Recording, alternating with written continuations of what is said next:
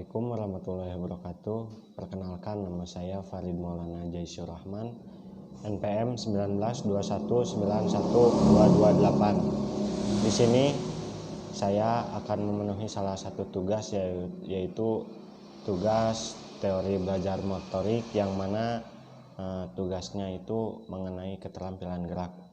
Dan saya dari kelas Penjas 2F. Untuk mempersingkat waktu, langsung saja ke materi. Nah, untuk keterampilan gerak sendiri, yaitu pengertian tentang keterampilan gerak dasar dapat didefinisikan bahwa keterampilan gerak dasar dalam keterampilan gerak adalah keterampilan untuk melakukan gerakan yang mendasar atau teknik dasar dalam suatu permainan dengan baik secara efektif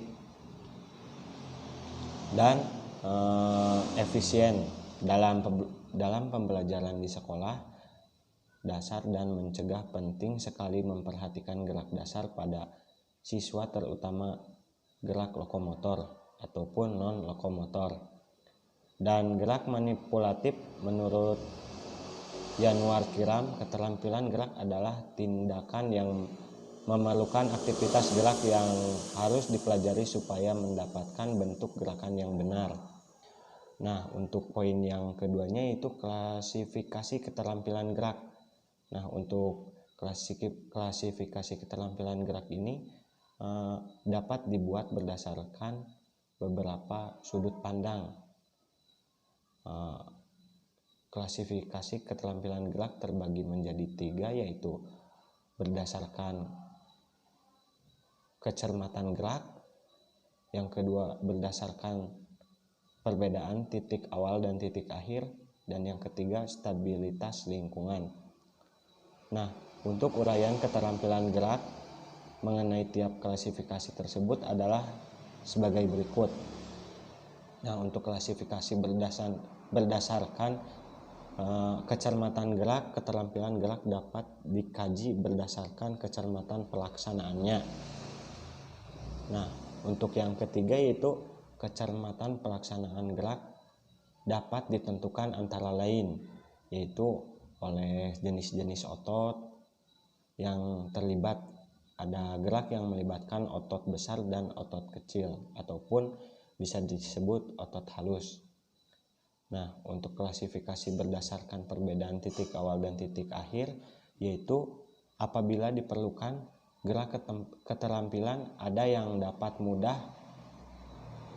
diketahui bagian awal dan bagian akhir dari gerakannya, tetapi ada juga yang susah diketahui. Nah, untuk yang ketiga yaitu keterampilan gerak.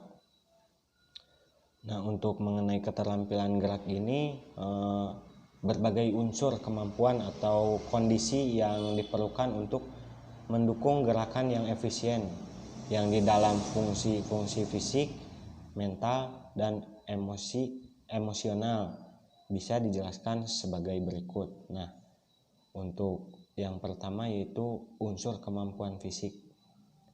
Nah, untuk unsur kemampuan fisik merupakan saran utama untuk merupakan gerakan. Kondisi fisik yang baik akan menghasilkan gerakan yang efisien.